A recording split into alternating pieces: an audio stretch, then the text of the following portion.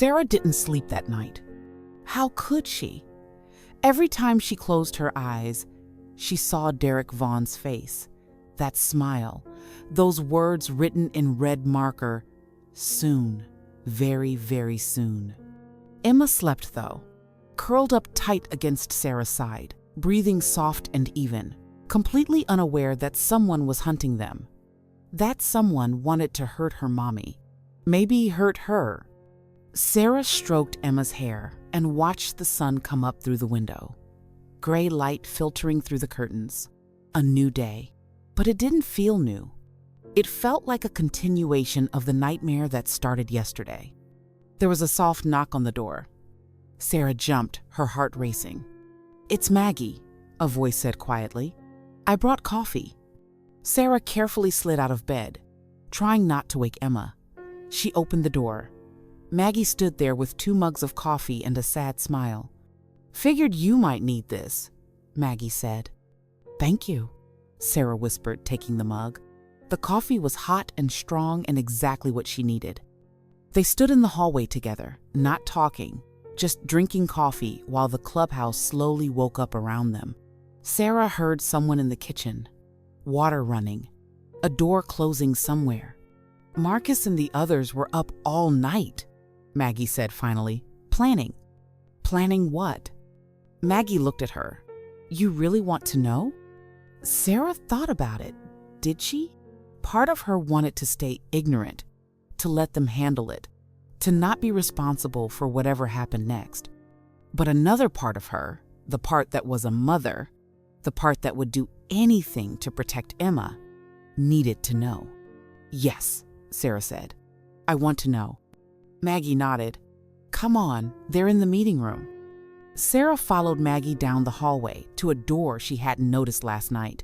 Maggie knocked twice, then opened it. Inside was a long table surrounded by chairs, maps spread out on the table, laptops open, and bikers. So many bikers.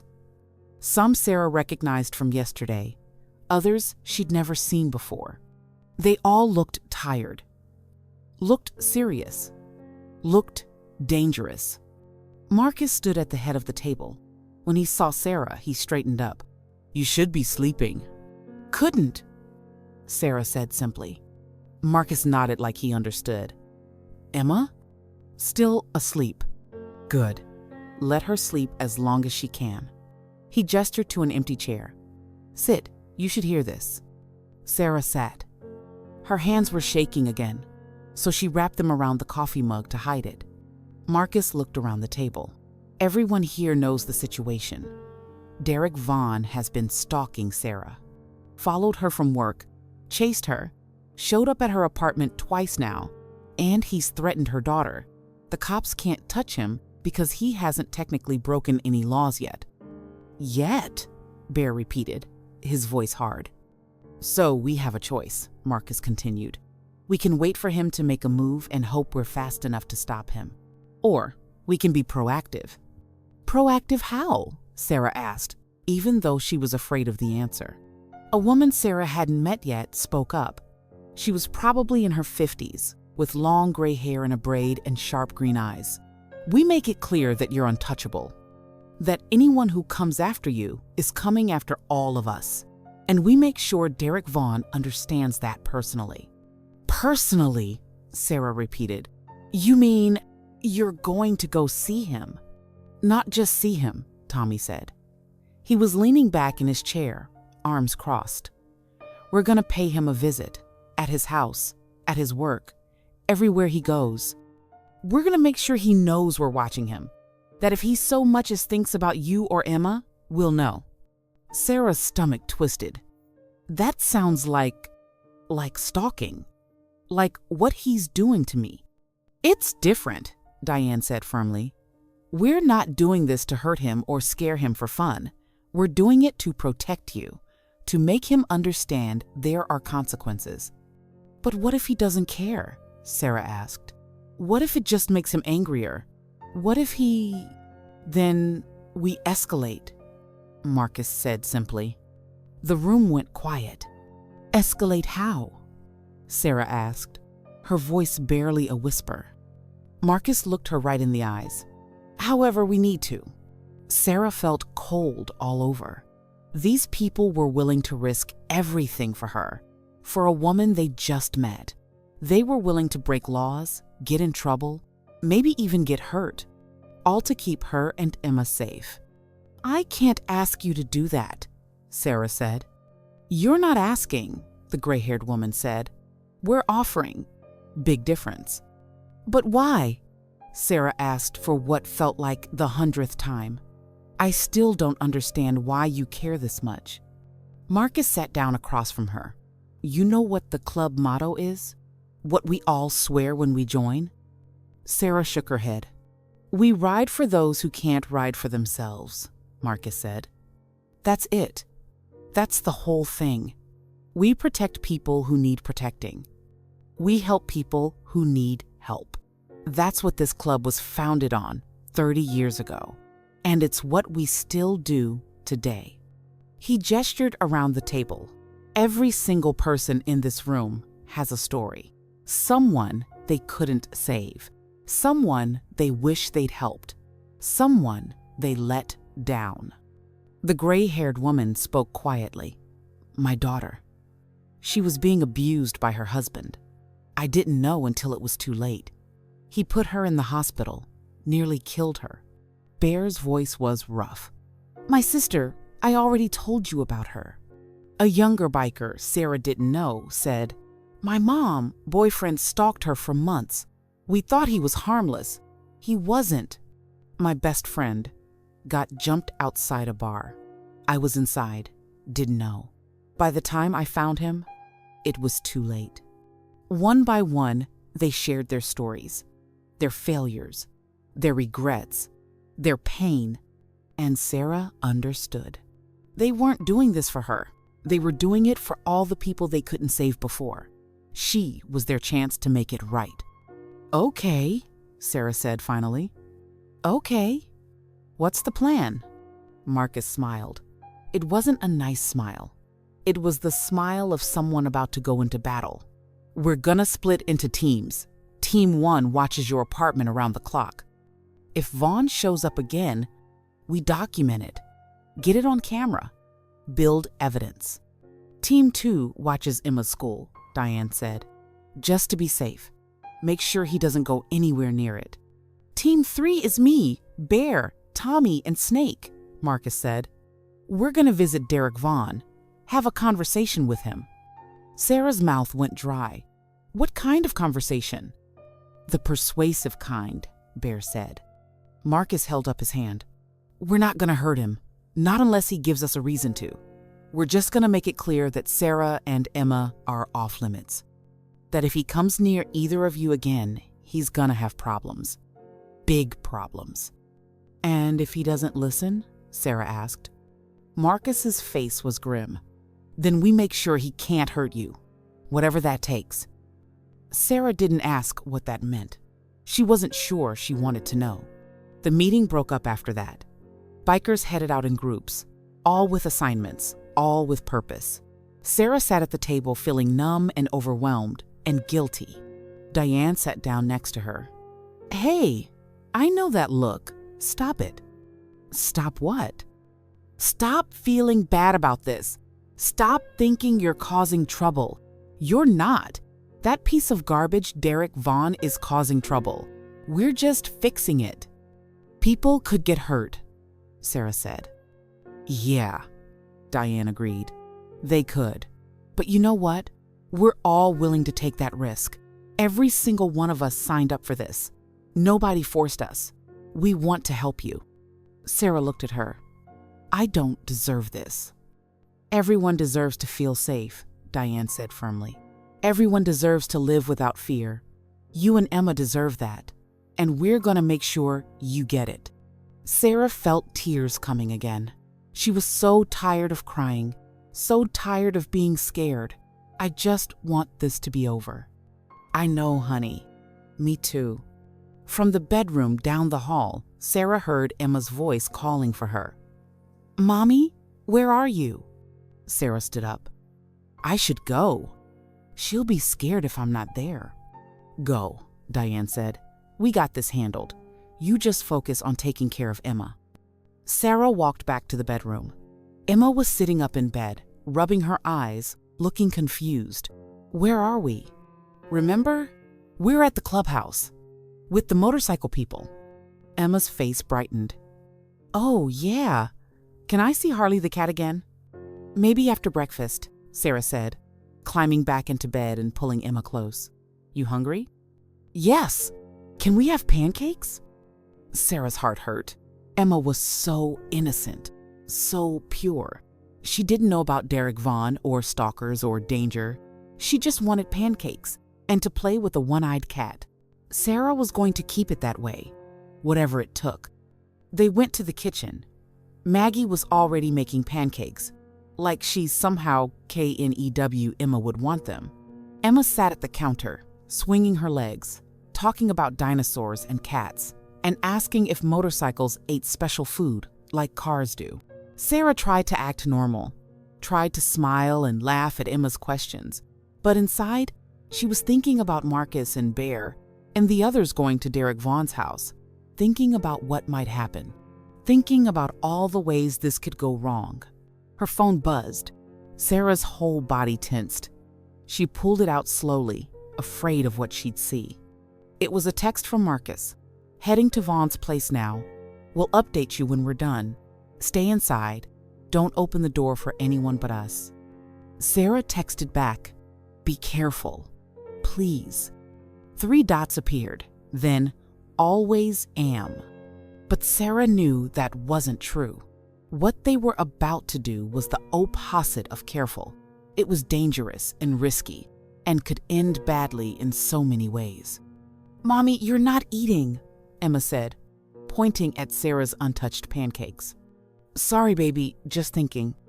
About what? About a man who wants to hurt us, Sarah thought. About the bikers who are risking everything to keep us safe. About how our whole life changed in one day. But she said, about how lucky we are to have such nice friends. Emma smiled. They are nice. Bear said I can sit on his motorcycle again later, and Tommy said he'd teach me about engines. Sarah forced a smile. That sounds fun. 2 hours passed, then 3. Sarah kept checking her phone. No updates from Marcus.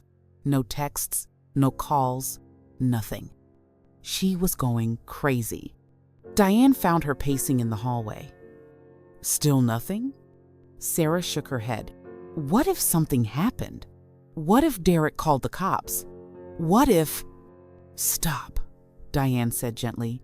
Marcus knows what he's doing. They all do. They've done this before. Done what before? Threatened people? Diane hesitated. Protected people. Sometimes protection means making it clear there are consequences for bad behavior. The cops can't do that. We can. But if they get arrested, they won't, Diane said confidently. They're smarter than that. Sarah's phone buzzed. She grabbed it so fast, she almost dropped it. Done. On our way back. It went well. Sarah's hands were shaking. She texted back. What does that mean? What happened? 3 dots. Then nothing. Then 3 dots again. Then, tell you when we get there. But Sarah, I don't think Vaughn's gonna be a problem anymore. Sarah stared at the text. Read it again and again. What did that mean? What'd he say? Diane asked. Sarah showed her the phone. Diane's face was unreadable. Okay, that's good, I think. You think? Let's just wait until they get back, Diane said. But she looked worried, and that made Sarah more worried. 15 minutes later, motorcycles rumbled up outside. Sarah heard them through the walls, heard the engines cut off, heard voices. She ran to the common area. The front door opened, and Marcus walked in, followed by Bear, Tommy, and Snake. They all looked tired, serious, but not hurt. Nobody was bleeding or limping or arrested. That was good, right? Marcus saw Sarah and walked over. We need to talk, privately. Sarah's stomach dropped. What happened? Not here, Marcus said, glancing toward the kitchen where Emma was still talking to Maggie. Outside. They went out to the back of the clubhouse, where there was a small patio with a few chairs. Just Marcus, Sarah, Diane, and Bear. The morning was cold and gray, matching Sarah's mood. Tell me, Sarah said, what happened? Marcus sat down heavily. We went to Vaughn's house. Nice place, actually. Little house in the suburbs. White fence, the works. And we knocked on his door. He answered. We had a conversation. Sarah waited. Marcus continued. We made it clear that you're under our protection, that if he comes near you or Emma again, there will be consequences. We showed him pictures of his house, his car, his workplace. Let him know that we can watch him just as easy as he's been watching you. How'd he react? Sarah asked. Bear laughed. It was a harsh sound. Not well.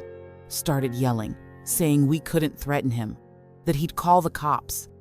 So we told him to go ahead, Marcus said. Call the cops. Tell them that a group of people came to his house to talk. That's not illegal. Having a conversation isn't illegal. What else? Sarah asked. She could tell there was more, could see it in their faces. Marcus exchanged a look with Bear. He said some things about you, things I'm not going to repeat, but they were bad, real bad. The kind of things that make it clear he's not just some guy who followed you once. He's obsessed. He's dangerous. Sarah felt sick. So what did you do? We made it very clear what would happen if he touched you, Bear said. His voice was flat, cold. We explained in detail exactly what we do to him, and we promised him that the cops wouldn't find enough pieces to identify him. Sarah's eyes went wide. You threatened to kill him? We didn't threaten anything, Marcus said carefully. We just made sure he understood the natural consequences of his actions. That's the same thing. No, Diane said. A threat is, I'm gonna hurt you. What they did was say, if you hurt Sarah, we'll hurt you worse. That's not a threat. That's a promise. Sarah didn't know how to feel. Part of her was relieved. Finally, someone was taking Derek Vaughn seriously. Finally, someone was making him understand that he couldn't just do whatever he wanted. But another part of her was terrified. These people were willing to kill for her. Actually kill.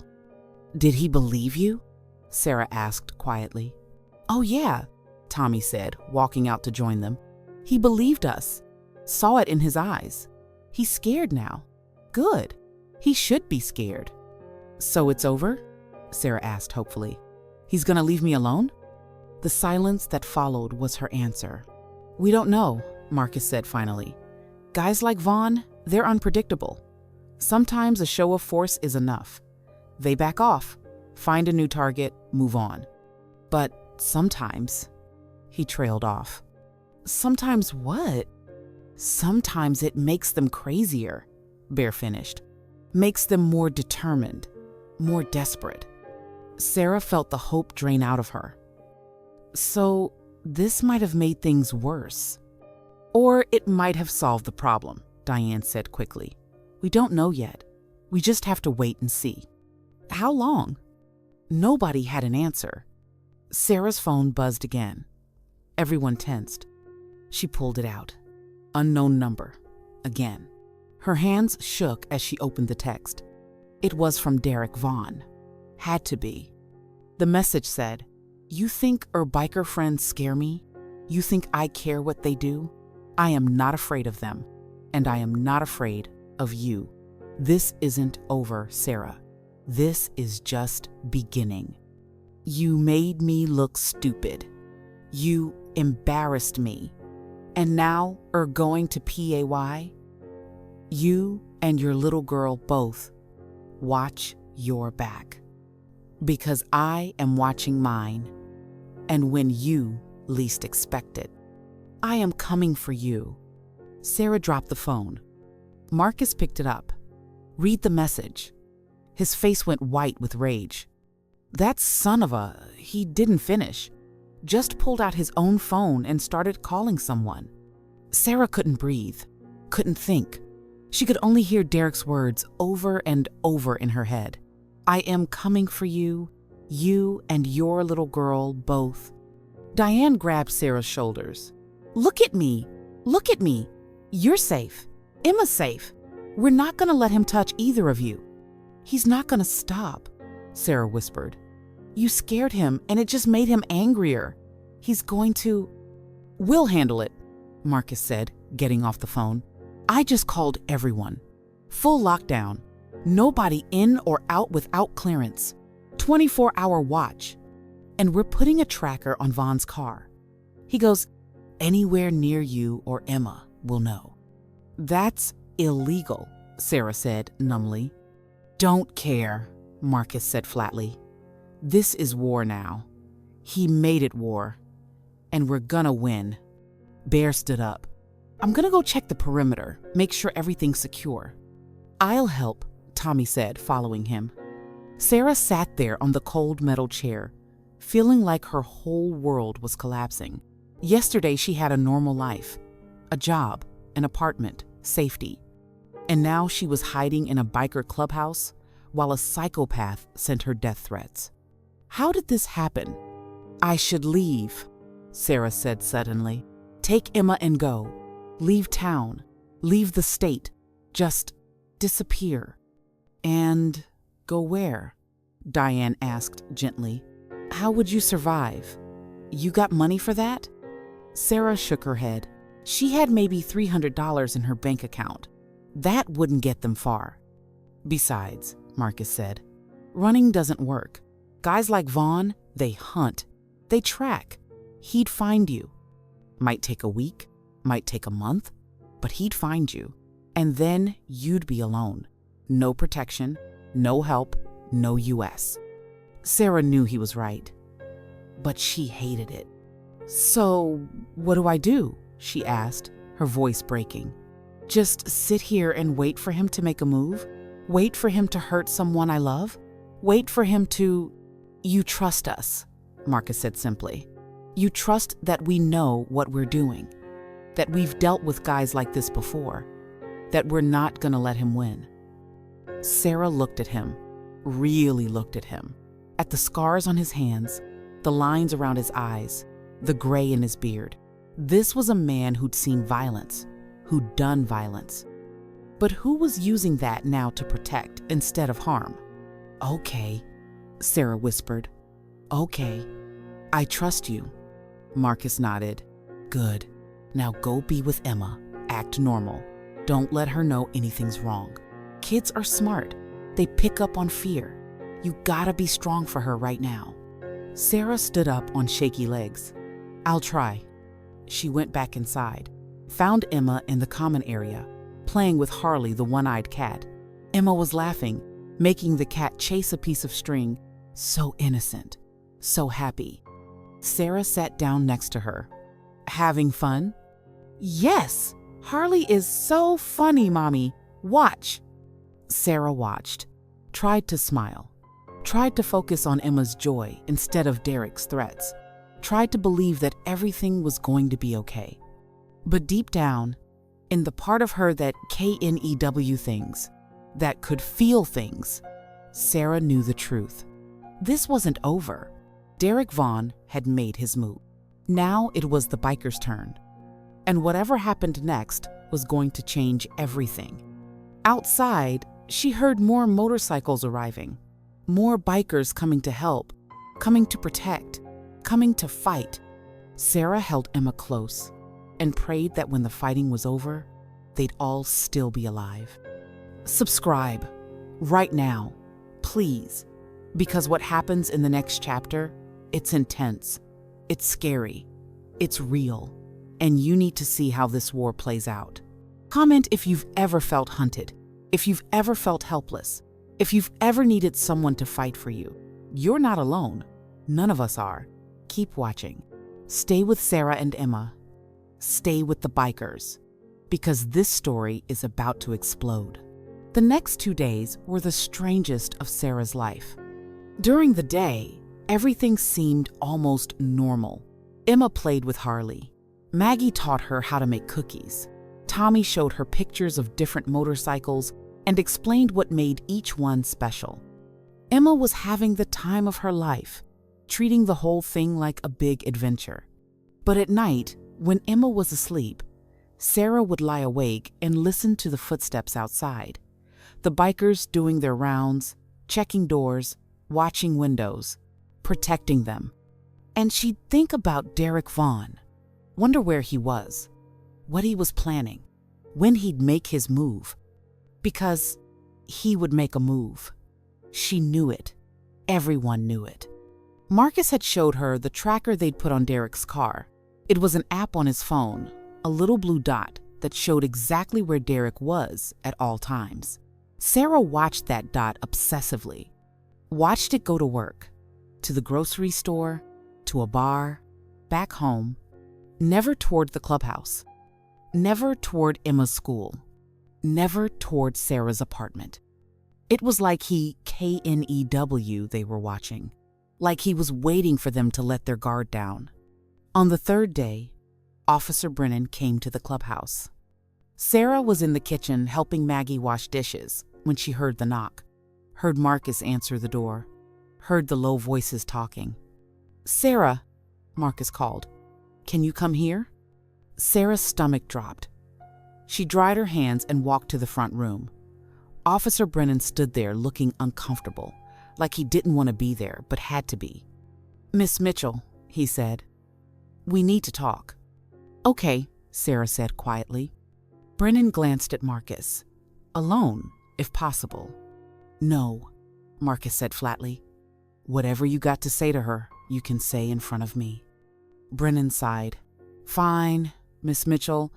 We went to talk to Derek Vaughn like I said we would, gave him a warning, told him to stay away from you. And he filed a complaint. Against you." Sarah felt like she'd been punched. "Against me? For what?" "He claims you've been harassing him, that you've been sending him threatening messages, that you hired these bikers to intimidate him." Sarah's mouth fell open. She couldn't speak, couldn't breathe. Marcus stepped forward. "That's bullshit and you know it." "I'm just telling you what he said," Brennan replied. "He showed us text messages from a number registered to a burner phone, but messages that reference Miss Mitchell by name, threats of violence, promises to hurt him if he doesn't leave her alone." "I never sent him any messages," Sarah said, her voice shaking. "I don't even have his number." "I believe you," Brennan said, "but he's got evidence. Screenshots, timestamps, everything. And legally, we have to investigate."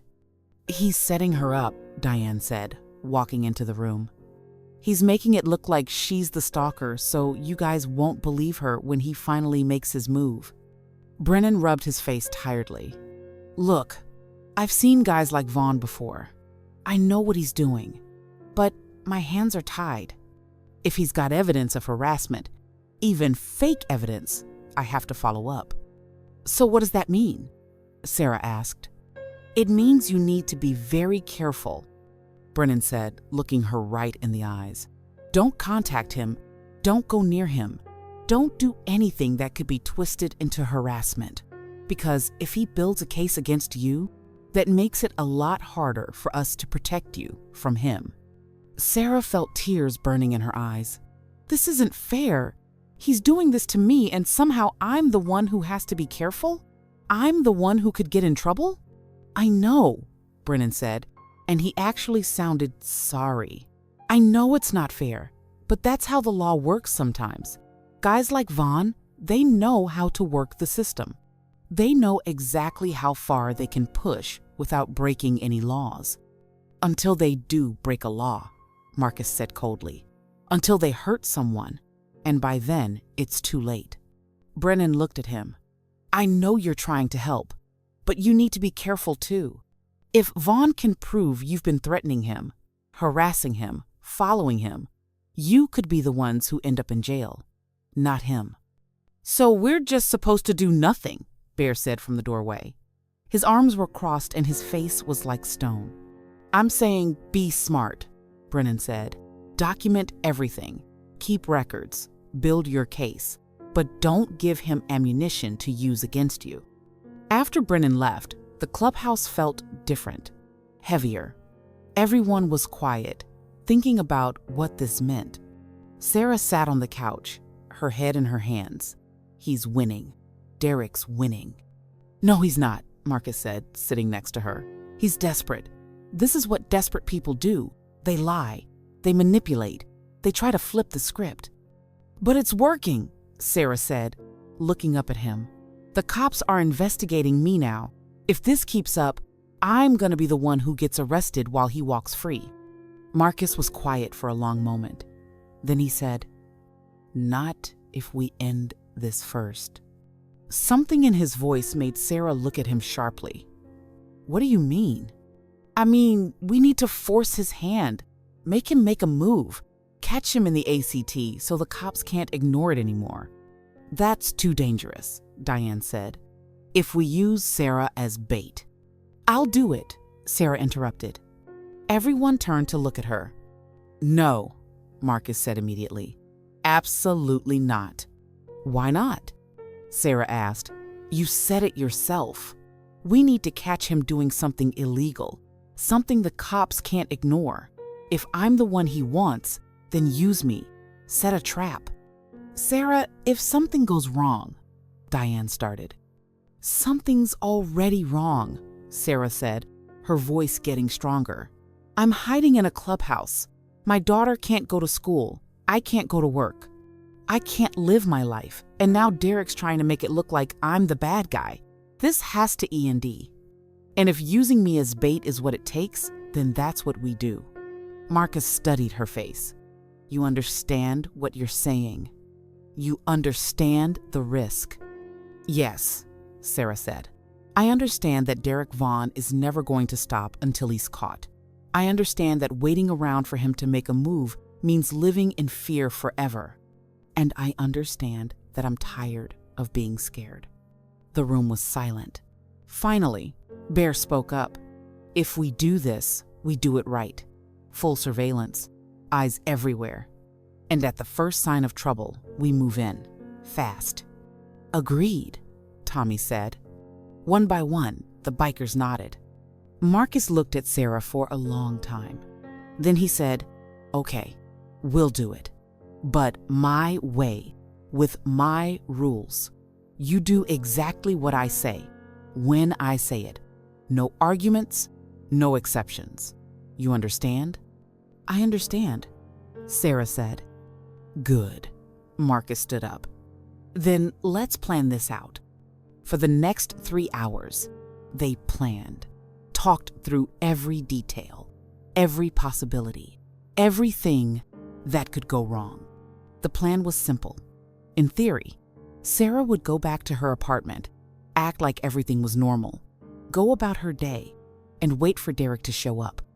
When he did, the bikers would be watching, recording, getting evidence that he was stalking her, that he was dangerous, that he was breaking the law. And when they had enough evidence, they'd call the cops. Hand everything over. Make it impossible for Brennan to ignore.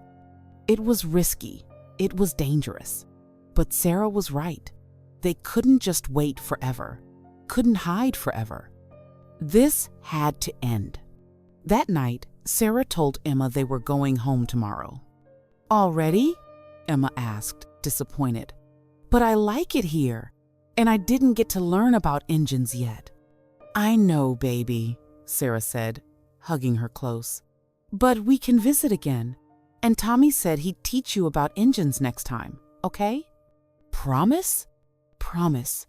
Emma fell asleep quickly that night, worn out from playing with Harley all day, but Sarah lay awake, staring at the ceiling, thinking about tomorrow. What if Derek didn't show up? What if he did? What if something went wrong? What if someone got hurt? What if she got hurt? No, She couldn't think like that. She had to be strong, had to do this for Emma, for herself, for every other woman who'd been stalked and ignored and told there wasn't enough evidence. Sarah was going to get that evidence, whatever it took. The next morning came too fast. Sarah packed their things. Emma chattered happily about seeing Mrs. Chen again and sleeping in her own bed. The bikers gathered in the common area, more of them than before. Word had spread about what they were doing, and people wanted to help. Marcus went over the plan one more time. Sarah goes home. We've got cameras set up around her building. 4 of us will be in a van across the street. 4 more will be on bikes, ready to move if needed. Diane and Maggie will be in the apartment next to Sarah's. We borrowed it from the tenant for a few days. You borrowed an apartment? Sarah asked. Diane smiled. Let's just say we made it worth their while to take a little vacation. Marcus continued. Sarah, you got your phone. It's got a panic button app installed. One press and we all get an alert. You press that button, we're there in 30 seconds. Maybe less. Okay, Sarah said. Her mouth was dry. You don't have to do this, Maggie said gently. It's not too late to change your mind. Sarah shook her head. Yes, I do. This is the only way. They drove to Sarah's apartment in a convoy. Sarah and Emma rode with Diane. The other bikers spread out, some going ahead, some following behind, all of them watching for Derek's blue sedan. The tracker app showed Derek's car at his house in Riverside, 20 miles away, for now. When they pulled up to Sarah's building, everything looked normal, quiet, safe. But Sarah knew it wasn't, knew it was all an illusion. They went upstairs. Diane checked the apartment first, making sure nobody had broken in, that everything was secure. Then she hugged Sarah tight. You call if you need anything, Diane said, and I mean anything, even if you just get scared. We're right next door. I know, Sarah said. Thank you. Emma ran inside, happy to be home, immediately going to her room to check on her toys. Sarah stood in the doorway for a moment, looking at her apartment, at her life, and she made a decision. She wasn't going to live in fear anymore. Derek Vaughn had taken enough from her, her peace of mind, her sense of safety, her freedom. He wasn't taking anything else. Sarah closed the door, locked it, put the chain on, and waited. An hour passed, then 2. Sarah tried to act normal, made lunch for Emma, did some laundry, watched TV. But her eyes kept going to the window, to her phone, waiting for the tracker app to show Derek's car moving, waiting for something to happen. At 3 o'clock, her phone buzzed with an alert from Marcus. He's moving, left his house 5 minutes ago, heading east. East, toward Millbrook, toward her. Sarah's heart started pounding. She texted back, okay, I'm ready. But she wasn't. Not really. How could anyone be ready for this? Another text from Marcus. 15 minutes out, we're in position. You're not alone. Sarah looked at Emma, who was coloring at the kitchen table, completely oblivious to what was happening. Hey, baby, Sarah said, keeping her voice casual. Why don't you go play in your room for a bit? Mommy needs to make some phone calls for work. Okay. Emma grabbed her crayons and skipped to her room. Sarah waited until she heard Emma's door close. Then she went to the window and looked out. She couldn't see the bikers, couldn't see the van or the motorcycles or anyone watching, but she knew they were there, could feel them. Her phone buzzed again. 10 minutes out. Sarah's hands were shaking. She sat down on the couch, stood up, sat back down. She couldn't stay still. 5 minutes. Sarah went to the window again, looked down at the street. Traffic was normal, people walking, a mom with a stroller, a man walking his dog. Everything looked eso normal. He's on your street. Sarah's breath caught. She pressed herself against the wall next to the window, where she could see out but couldn't be seen. There, a dark blue sedan with a dent in the front bumper, driving slowly, so slowly. It passed her building once, then circled back, parked across the street. Derek Vaughn got out. Sarah had only seen him from a distance before, when she was running, when she was terrified, but now she could see him clearly. He looked normal. That was the worst part. He wasn't a monster. He was just a man. Jeans and a jacket, short dark hair. Could be anyone. Could be everyone.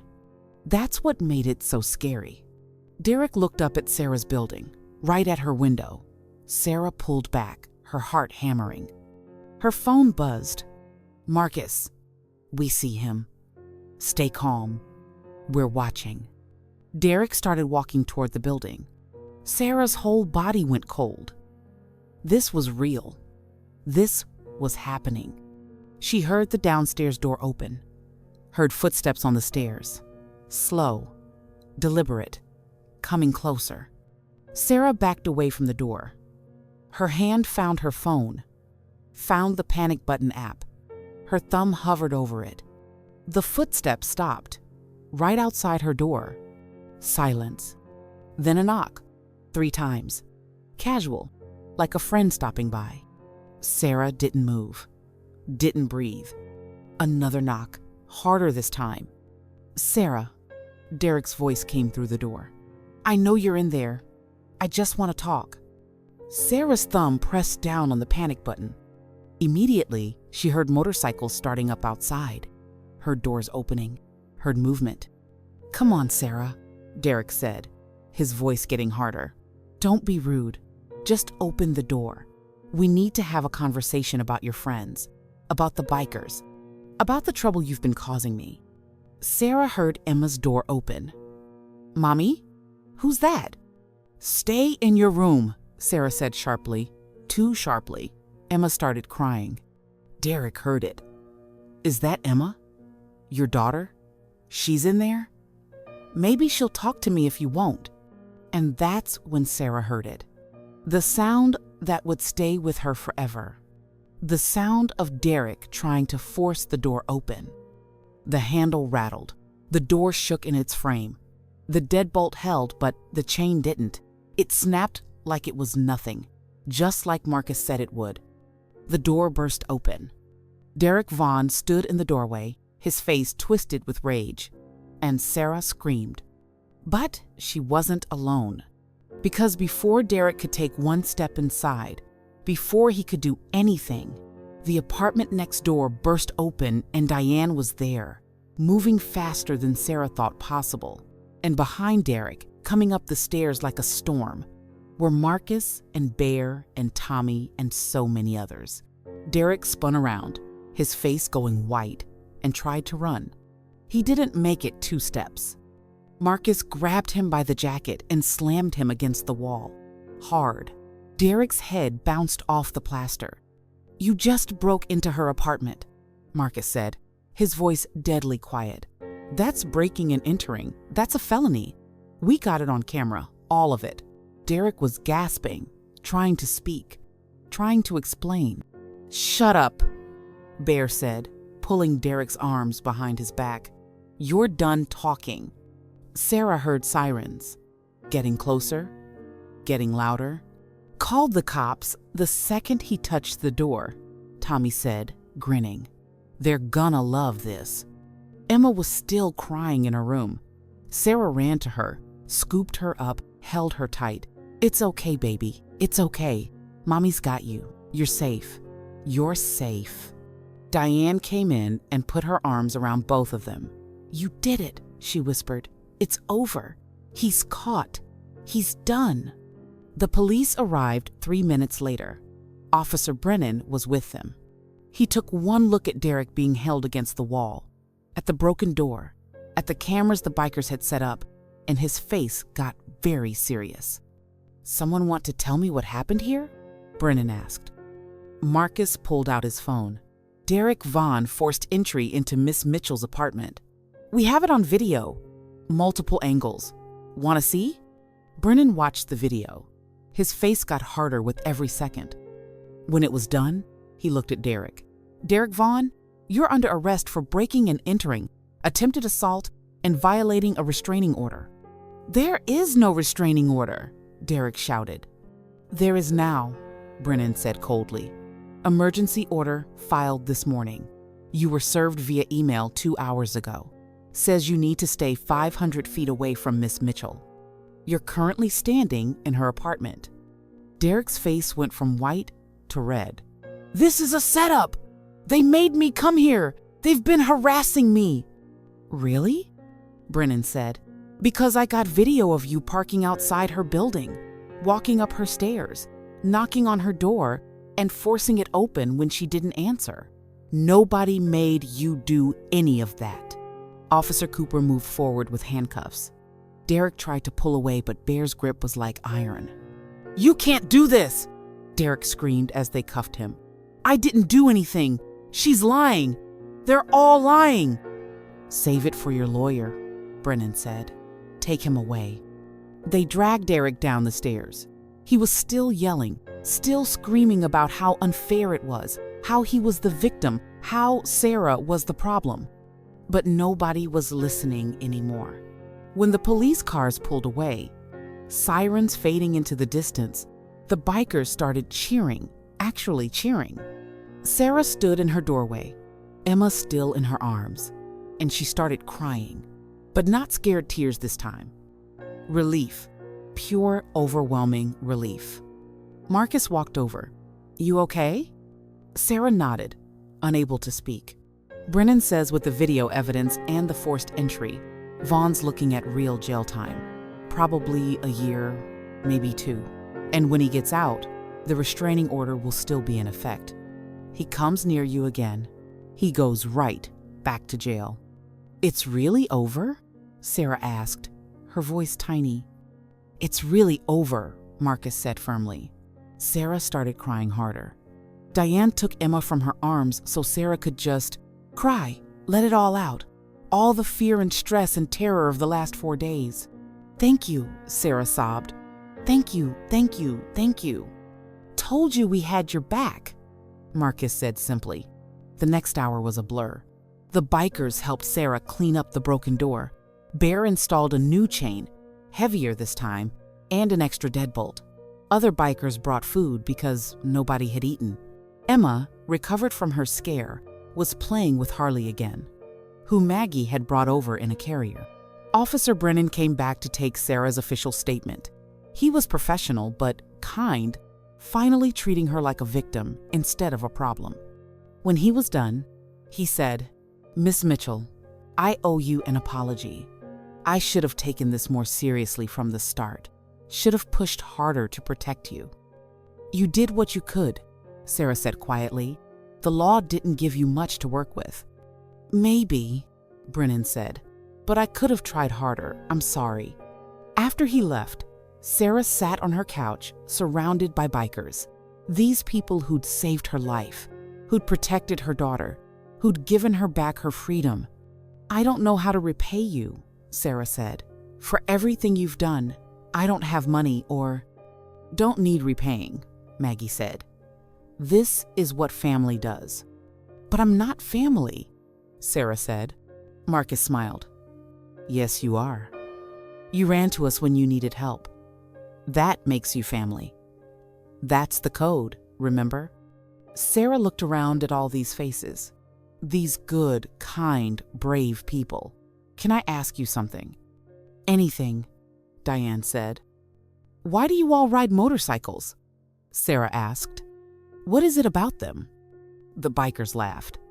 Marcus said, because when you're on a bike, you're free. Nobody can touch you. Nobody can hold you down. You're just you and the road and the wind. It's about freedom, Bear added, and power.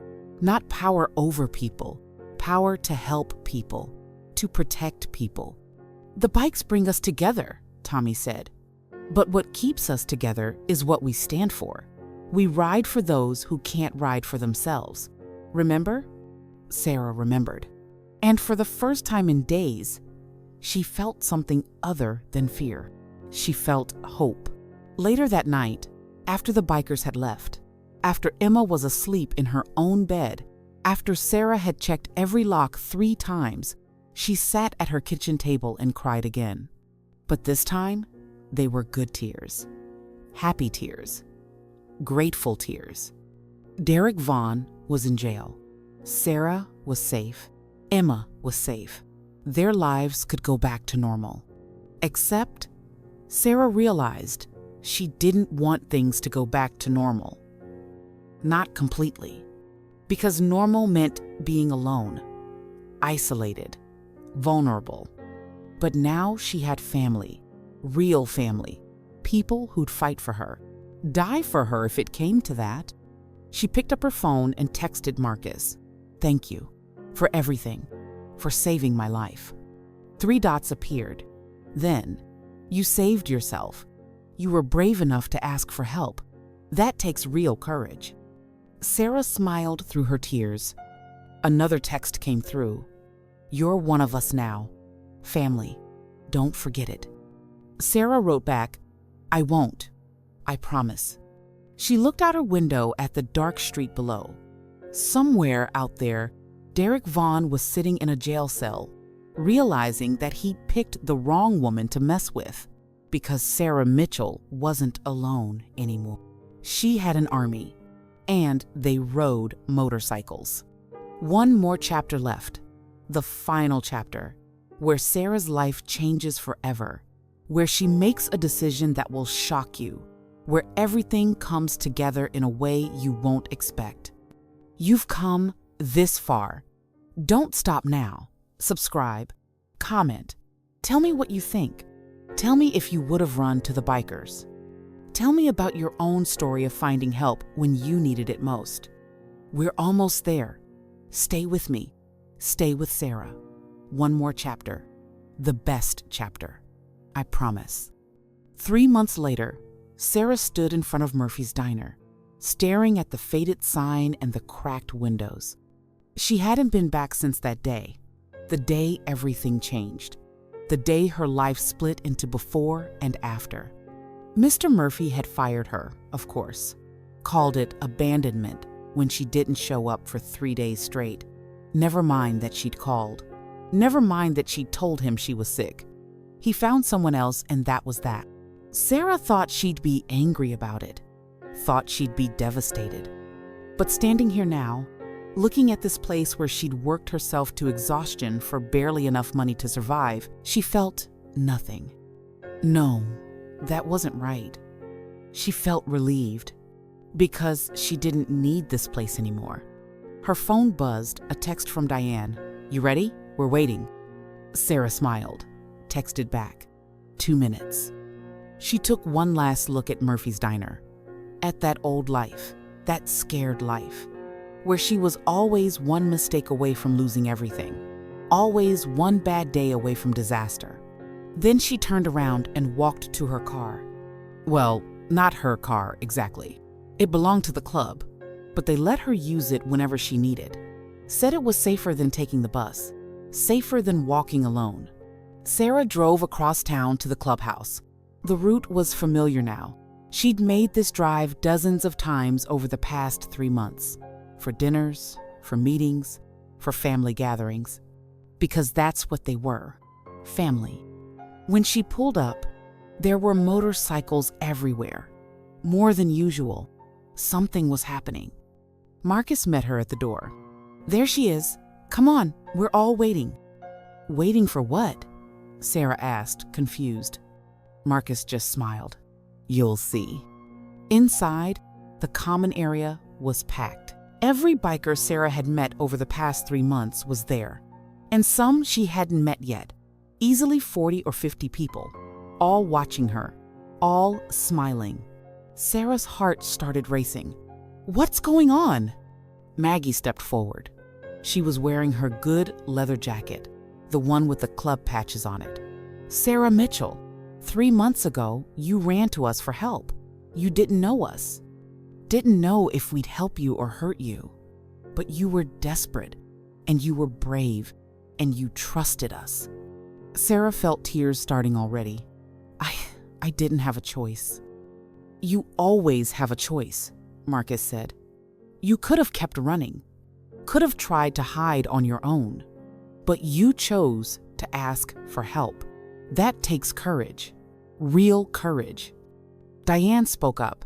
Over the past 3 months, you've become part of this family. You've helped Maggie in the kitchen. You've learned about bikes from Tommy. You've babysit for members' kids. You've been there for us, the same way we were there for you. You're one of us, Bear said simply. Maggie continued. The club took a vote, unanimous. We want to make it official. We want to offer you membership, full membership, in the Iron Brotherhood. Sarah's mouth fell open. Membership? But I don't even have a motorcycle. Everyone laughed. We can fix that, Tommy said, grinning. Been working on something for you, actually. He walked to the back door and opened it. Rolled in a motorcycle. Not huge like the ones the men rode. Smaller, sleeker, beautiful. It was painted deep purple with silver accents. And on the side, in elegant script, it said, Sarah's Freedom. Sarah couldn't speak, couldn't breathe, couldn't do anything but stare. It's yours, Tommy said. If you want it, if you want US. Sarah looked around at all these faces, these people who'd saved her life, who'd protected Emma, who'd given her something she'd never had before. A family that actually showed up, that actually cared, that actually fought for her. I don't know how to ride, Sarah whispered. We'll teach you, Diane said. That's what family does. Sarah walked over to the motorcycle, touched it. It was real. This was real. There's one condition, Marcus said. You gotta pass the training, gotta earn your patch, same as everyone else. No shortcuts, no special treatment. You do the work, you get the reward. Sarah looked at him. What kind of training? Riding skills, safety courses, self-defense, how to handle yourself in tough situations. Marcus's face got serious. We protect our own. But we also teach our own how to protect themselves, so nobody ever feels helpless again. Sarah thought about that, about learning to fight, to defend herself, to be strong instead of scared. Yes, she said. Yes, I want this. I want all of this. The clubhouse erupted in cheers, people hugging her, patting her back, welcoming her officially into the family. Emma came running out from wherever Maggie had been hiding her. Mommy, you're gonna ride a motorcycle? Sarah laughed through her tears. Yeah, baby, I'm gonna ride a motorcycle. That's so cool. Emma jumped up and down. Can I get one too? When you're 18, Sarah said firmly. Not a day before. Everyone laughed. The party went late into the night. Food and music and stories. Sarah heard about other people the club had helped. A woman escaping an abusive marriage. A kid being bullied at school. An elderly man whose house burned down. The Iron Brotherhood didn't just ride motorcycles. They protected people, helped people, made a difference. And now Sarah was part of that. Around midnight, when things were winding down, Sarah found herself outside with Marcus and Diane. Emma was asleep inside on one of the couches, covered with a blanket Maggie had crocheted. Can I ask you something? Sarah said. Always, Marcus replied. Why is it called the Iron Brotherhood if you have women members? Diane laughed. Been wondering that too. Club's been around 30 years, started as all men. But about 15 years ago, they voted to include women. Kept the name though. History and all that. Some of us wanted to change it, Marcus admitted.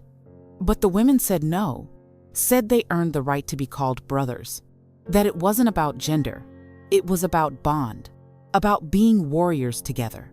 I like that, Sarah said. They stood in comfortable silence for a while, watching the stars. Derek Vaughn had his trial last week. Marcus said quietly. Sarah tensed. She'd been trying not to think about Derek, trying to move on. And 18 months in prison, 3 years probation after that, permanent restraining order. He comes within 1,000 feet of you. He goes straight back to jail. Sarah felt relief wash over her. Good. That's good. He wrote you a letter, Diane said. The prosecutor sent it over, asked if you wanted to read it. No, Sarah said immediately. I don't. Whatever he has to say, I don't want to hear it. Smart, Marcus said. Some victims want closure, want to hear the apology, but you don't owe him anything, not even your attention. Sarah nodded. I spent 4 days being terrified of him. I'm not giving him one more second of my life. Damn right, Diane said. Another silence. Then Sarah spoke. I got a new job. Didn't tell you guys yet, because I wanted to make sure it was real first. Yeah? Marcus asked. Where at? The community center on 5th Street. They needed someone to help with their after-school program, working with kids, helping with homework, organizing activities, that kind of thing. Sarah smiled. It pays more than Murphy's did. Better hours, too. And Emma can come with me after school, instead of going to Mrs. Chen's. That's perfect, Diane said. You're good with kids. I hope so, Sarah said. I start Monday. Marcus put his hand on her shoulder. You're gonna do great. And if you ever need anything, you know where we are. I know, Sarah said. I know. The weeks that followed were busy. Sarah started her new job and loved it. The kids were sweet and funny and full of energy. Emma thrived having her mom nearby, making new friends in the program. And in the evenings, Sarah went to the clubhouse for training. Tommy taught her about motorcycles, how engines worked, how to change oil, how to fix basic problems. Diane taught her to ride, started her in the parking lot, going in slow circles, learning balance and control. Sarah fell twice, got back up both times. Bear taught her self-defense, basic moves, how to break a grip, where to hit to cause maximum damage, how to fight instead of freeze. It was hard. Sarah's muscles ached. She had bruises from falling off the bike. Her hands were cut up from working on engines. But she'd never felt more alive. 2 months into her training, Sarah took her first real ride on the road. Just her, Diane, and Marcus. Down the highway at sunrise, wind in her face, engine roaring beneath her. Sarah had never felt anything like it. It was freedom. Pure, perfect freedom. She understood now why they all loved it so much, why they dedicated their lives to it. On a bike, nothing else mattered. Not Derek Vaughn, not her struggles, not her fears. Just the road ahead and the choice to keep going. When they got back to the clubhouse, Sarah was grinning. She couldn't stop grinning. You feel it now, don't you? Marcus asked. Yeah, Sarah said. I feel it. 3 months after that first ride, Sarah passed her final test. She could ride confidently in traffic, could handle her bike in rain and wind, could defend herself against an attacker twice her size. The club called a meeting. Sarah stood in front of everyone, nervous but ready. Marcus held up a leather vest, the club's patch, the Iron Brotherhood insignia, a shield with a motorcycle. And underneath, the words, "We ride for those who can't ride for themselves." Sarah Mitchell, Marcus said formally, you've completed your training. You've proven yourself worthy. You've shown courage, dedication, and heart. Do you swear to uphold the values of this club? To protect those who need protecting? To be there for your brothers and sisters, no matter what? I swear, Sarah said. Her voice was strong, clear. Then welcome, Marcus said, to the Iron Brotherhood. He handed her the vest. Sarah put it on. It fit perfectly. The clubhouse erupted in applause. everyone hugging her, welcoming her, calling her sister. Emma ran up and hugged her legs. "Mommy, you look so cool." Sarah laughed and picked her up. "You think so?"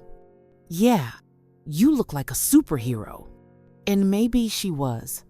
Not the kind that flew or had super strength, but the kind that got knocked down and got back up.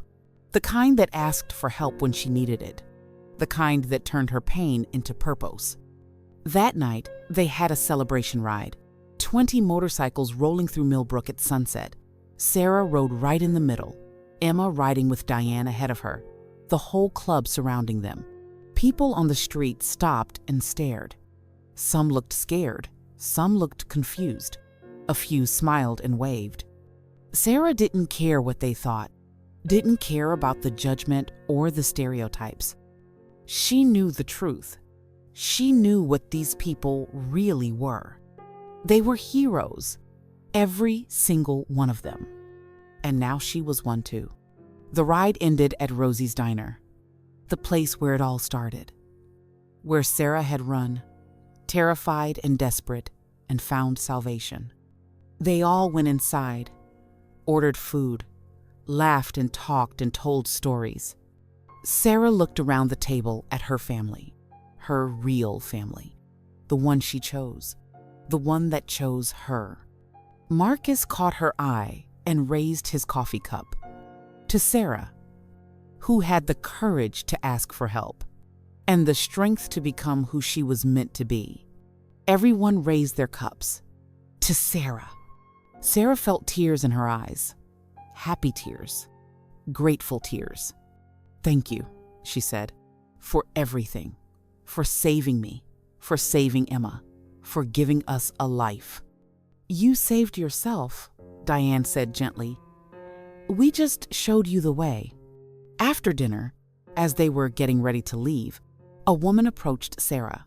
She was young, maybe early 20s, with scared eyes and bruises barely covered by makeup. "Excuse me," the woman said quietly. Are you with the bikers?" Sarah nodded. "Yeah, I am." The woman's eyes filled with tears. "I saw you all ride in, saw the patches. I heard you help people. Is that true?" Sarah's heart broke. She knew that look, that fear. She'd worn it herself not so long ago. "Yes," Sarah said. "It's true. What's your name?" "Jessica," the woman whispered. "Jessica, are you in trouble?" Jessica nodded, started crying. "My boyfriend, he won't let me leave. He says he'll hurt me if I try. I don't know what to do. I don't have anywhere to go." Sarah took Jessica's hand. "Yes, you do. You have US." She turned and called to Marcus. He came over immediately. "Marcus, this is Jessica. She needs help." Marcus looked at Jessica's bruised face. His expression went hard, then soft. "You're safe now. We've got you." Jessica broke down completely. Sarah held her while she cried. Diane came over. Maggie. Others gathered around, forming a protective circle.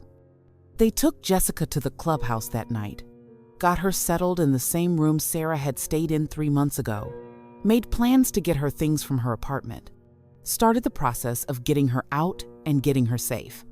Later, when Jessica was asleep, Sarah stood outside looking at the stars. Emma was asleep inside, safe, protected, loved. Sarah had a job she loved, a family she cherished, a purpose she believed in. She'd gone from victim to survivor to warrior, all because she'd been brave enough to run to the bikers instead of away from them. Marcus came outside and stood next to her. "You did good tonight, with Jessica. I just did what you did for me," Sarah said. "Exactly," Marcus said. "That's how it works. Someone helps you, then you help someone else, then they help someone else. Chain of kindness, chain of strength." Sarah smiled. "We ride for those who can't ride for themselves." "Damn right we do." They stood in comfortable silence for a while. You know what the best part is? Sarah said. What's that? I'm not scared anymore. For the first time in my life, I'm not scared. I know I can handle whatever comes. Because I'm not alone. I'm never alone. Marcus nodded. That's what family means. That's what this patch means. He tapped his chest where the club insignia was. You're never alone, not ever again. Sarah looked down at her own patch, her own vest, her own identity. She was Sarah Mitchell, single mom, community center worker, member of the Iron Brotherhood, survivor, warrior, sister, and she was free. 6 months later, Sarah got a call from Officer Brennan. Miss Mitchell? Thought you'd want to know. Derek Vaughn got into a fight in prison, attacked another inmate. They added 6 months to his sentence. Sarah felt nothing. No fear, no anger, just indifference. Okay, she said. Thanks for letting me know. How are you doing? Brennan asked. Heard you joined that biker club. I did, Sarah said. Best decision I ever made. I gotta admit, I had my doubts about those guys at first, Brennan said. Thought they were trouble, but they did right by you. They did real right. They saved my life, Sarah said simply. No, Brennan said. They gave you the tools to save yourself. There's a difference. After she hung up, Sarah thought about that. Maybe Brennan was right. Maybe she'd saved herself. But she couldn't have done it without them. Without people who saw someone in trouble and helped instead of looking away. That night, Sarah had dinner at the clubhouse with Emma. They did that twice a week now. It was routine. It was normal. After dinner, Sarah helped clean up while Emma played with Harley. The cat had basically adopted Emma at this point, followed her everywhere. You got your speech ready for tomorrow? Maggie asked. Sarah groaned. Don't remind me. I'm so nervous. Tomorrow, Sarah was speaking at a women's shelter, telling her story, trying to help other women who were being stalked, abused, or threatened. It was terrifying, but it was important. You're gonna do great, Maggie said. You're a natural, and your story needs to be heard. The next day, Sarah stood in front of 30 women at the Millbrook Women's Shelter. Some had black eyes, some had broken bones. All of them had broken spirits. Sarah knew that feeling. My name is Sarah Mitchell, she began. And 6 months ago, a man stalked me, chased me, threatened my daughter. The police couldn't help me because he hadn't technically broken any laws yet. I felt hopeless, helpless, alone. She paused, looked at all those faces, all those women who understood exactly what she'd been through. But I wasn't alone. I just didn't know it yet. Because when I was at my lowest point, when I had nowhere else to turn, I ran to a group of bikers for help, and they saved my life. She told them everything. The chase, the fear, running to the bikers, hiding at the clubhouse, setting the trap, Derek's arrest. And then she told them about after, about joining the club, about learning to ride, about learning to fight, about learning that she was stronger than she ever imagined. I'm not telling you this to brag, Sarah said. I'm telling you this because I want you to know something. You are not helpless. You are not weak. You are survivors. And there are people who will help you. You just have to be brave enough to ask. When she finished, there wasn't a dry eye in the room, including hers. A woman in the back raised her hand. Where do I find people like your bikers? People who actually care? Sarah smiled. They're everywhere. You just have to look. Community organizations, support groups, churches. Sometimes they're hiding in plain sight. Sometimes they're the people society tells you to be afraid of. Another woman spoke up. What if I'm too scared to ask for help? Then you fake it, Sarah said honestly. You pretend you're brave until you actually are brave. That's what I did. I was terrified when I ran to those bikers. But I was more scared of what would happen if I didn't. After the talk, several women came up to thank her, to hug her, to tell her their own stories. One woman, probably in her 60s, took Sarah's hands and said, "Thank you. Thank you for giving me hope." Sarah squeezed back. "Thank you for having the courage to be here." That's the first step, the hardest step.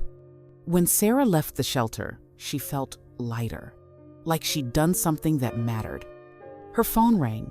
It was Marcus. "How'd it go?" he asked. "Good," Sarah said. "Really good. I think I helped some people." "Course you did. You're good at that." Sarah smiled. "Learned from the best." "Listen," Marcus said. "We got a situation. Woman called the hotline. Says her ex is stalking her. Cops won't do anything. Sound familiar?" Sarah's heart clenched.